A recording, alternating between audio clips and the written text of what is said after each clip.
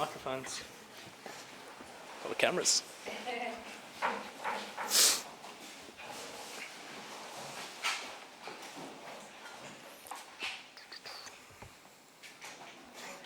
I'm good, thanks. So, yeah. Good.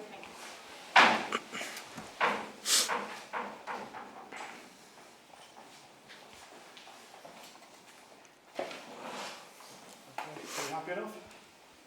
Yeah. Mack, could just ask you how you're enjoying the Six Nations so far? Everything seems to be going well from the outside, so how have you enjoyed the couple of games so far? Yeah, this Six Nations has been great. I feel I can kind of enjoy it a little bit more. Last Six Nations was also great fun, but I just spent the whole time stressing, like trying to learn all the plays, all the calls. Coming in this second time's a lot easier when I had a kind of year under my belt. Yeah, that's what it's all about now for me, just kind of enjoying these moments, and I know that I'm in a special team here, so it's something you don't get all the time, and yeah, it's been great. Do you still feel you have to pinch yourself sometimes? If you thought back 3 years ago that you'd be going for a Grand Slam with Ireland? It's crazy seeing some of like my Snapchat memories of what I was doing 3 years ago is completely different to this. I leave it to your imagination, but yeah, no, definitely it's I'm very grateful, and I kind of seeing like stuff like that from, as I said, 3 years ago is a bit of a pinch yourself moment. I understand how lucky I am, and I guess that's why now I'm saying like I just want to enjoy this as much as I can. It's not going to last forever, but for the time being, loving it. What's the mood in the camp like for this Italy week, coming off that big win, France a bit of a break and getting back in together? Is it something you have to kind of guard against getting too high, a bit of complacency maybe? No, not at all. Not at all. Like if you've watched the games that they've been playing as well, it's not the Italy of old. Like it's a new Italy team where they're playing like really good, exciting footy. Their attack's been unreal, and they've got some genuine superstars in their team now, which they probably haven't had before. They've been a lot more consistent, so maybe in past years you could get a bit complacent, but every team's kind of firing on all cylinders at the moment, so it makes our job a lot easier to focus in on them.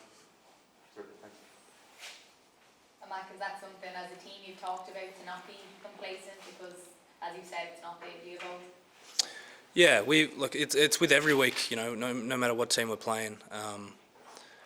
We're always trying to make each other better, and we're never happy with.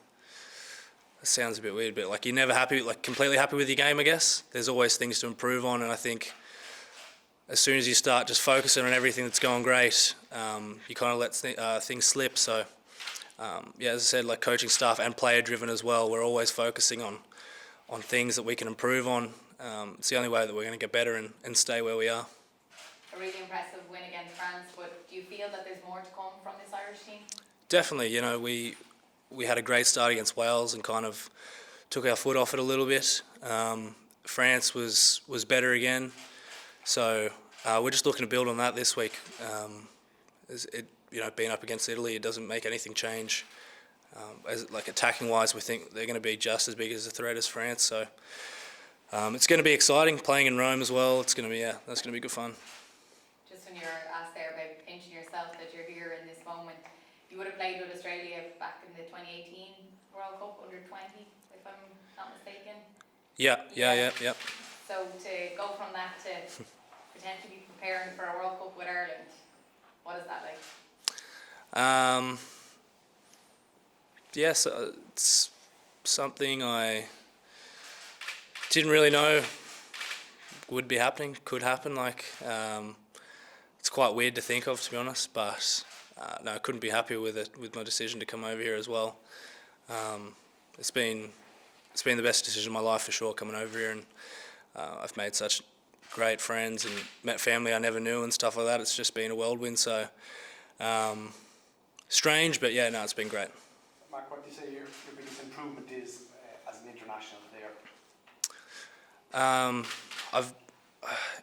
bit of a cliche, but I've made it like a real emphasis on just doing the small things right. I think catch pass, kicking game, just little things like that can just be really important come international games where, if you kick a ball out on the full, it could really change the game at the snap, like a drop of a hat. So it's been working on that, and I find that kind of the other stuff will come once I got my hands on the ball a couple times and run off people's shoulders, that I can start to kind of express myself a bit more.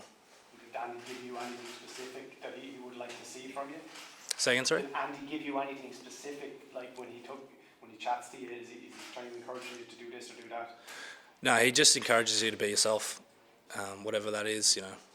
For some, it's different. So, yes, for me, as I said, it's just get my hands on the ball, and when I have it, just back myself, not second guessing of any plays or anything like that. Just first thing that comes to my head, do it. He always says there's no wrong answers. Sometimes it feels like there is, but he's great in that way that you can just play your game. Can you just tell us, I know Brian and a couple of others were in showing a video a couple of weeks ago. I'm just wondering what you made of it, because obviously you have Irish heritage, but you wouldn't be expected to know the history. What did you take away from that session or that documentary or that talk? What stood out for you? It was so strong and powerful as well. Like, not only did they get to speak, but listening to some guys in our team kind of speak on it as well, gave their points and views, which wasn't planned. Like, they kind of came out and expressed some things, like Keith Earls and James Ryan spoke really well about kind of what the jersey meant to them, what the song Shoulder to Shoulder meant to them, stuff like that, which kind of makes it really hit home. Made me really realise like how much of a bother this country really was in at one point. And it's just pretty amazing to think of one team out of the whole, like out of every sport, stayed together, which was rugby, and we're able to keep going and stick together. Yeah, it just made it like a great. It just made me realise how special this jersey really is, I guess, and how much it actually means to everybody here, and how special. Like, you can't say that there's any other team in the world that's really gone through what we have and stayed together. So, no, it was really powerful.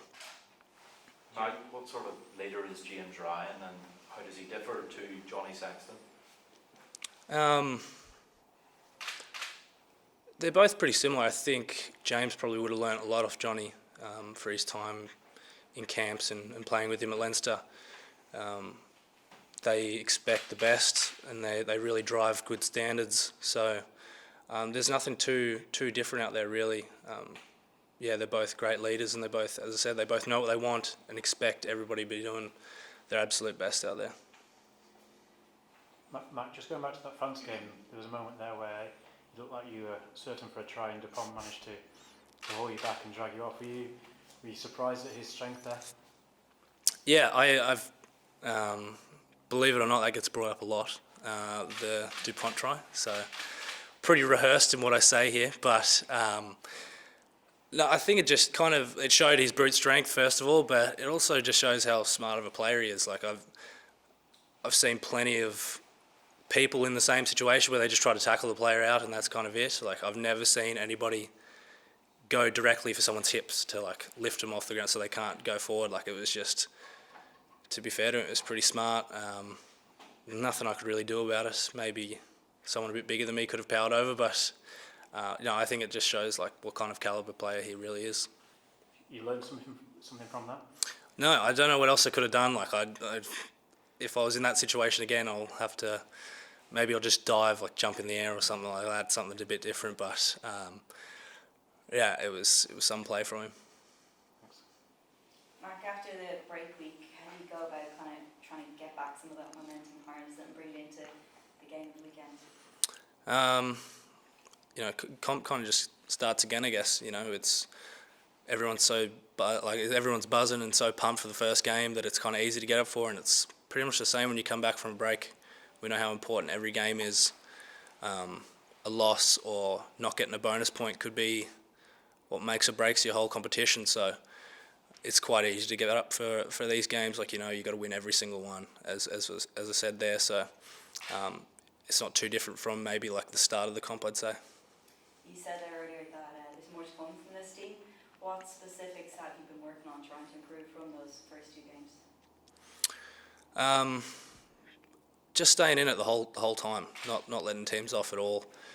Just really being cutthroat throughout the whole 80 minutes. I think if we put together a whole 80-minute performance that not only are we going to beat teams, but we're going to put a good few points on them as well. So, yeah, it's just staying in every moment, staying in every play is really going to make us hard to live with. Is this the best Italy team you've seen, and where do you think they've improved specifically? Yeah, but I think anyone would be kidding themselves if they said they've seen a better one. Like they said they got great win in Wales, Oz, been pretty unlucky against France, showed up at England in Twickenham, which everyone knows isn't easy at all. I think they're sure of what kind of game they want to play, where maybe in times they've kind of been a bit frazzled when it comes to it, but they just look really sure of their identity at the moment and how they want to play the game. And I think they have some genuine superstars in their team now that are kind of carrying, that aren't just good, solid Italian players, but they're actually world-class players, so that always helps as well. Have you done much study on Capuzzo? You might come across him, so you're going to come across him at some stage. What stands out about him, or have you identified a way to keep him quiet? He's just quick. He's just an eyes-up player. So I think if we can get our hands on him and rough him up a bit, that would kind of help us. He's not the world's biggest player, but as I said, he's so quick that probably going to have to hunt in threes to take care of him. But it's when it comes to it, we're going to have to be focusing on every player in that back line as well. They're all super quick whippets. So I've done a little bit of footage on him. He'll be dangerous, but no, ready for him. Okay, happy enough? Yeah. Good stuff. Thanks, Mark. Thanks. Thanks guys. Thanks, Mark. Best of luck. Cheers. See ya.